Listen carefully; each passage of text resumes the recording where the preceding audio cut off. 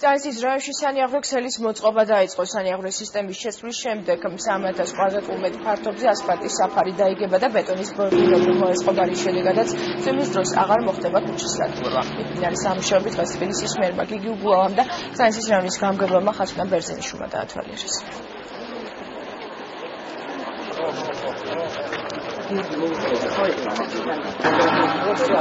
ვახორციელებთ სანიაღვრე სისტემის რეაბილიტაციას პრაქტიკულად თბილისის ყველა მწვავე ადგილას. ეს მწვავე ადგილები სპეციალური კვლევით არის იდენტიფიცირებული და ეხლა პარალელურად მიდის ამ პრობლემების მოგვარება იმისათვის, რომ ეს თემა მაქსიმალურად შევეცვალოთ ერთდროულად სამუდამოდ დაიხუროს.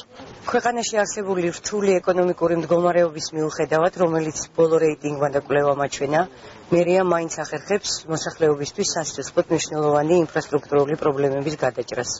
ერთ-ერთი ასეთი პრობლემა იყო ხეივნის დასახლებაში სანიაღვრე არხებისა და ქსელების მოწყობა.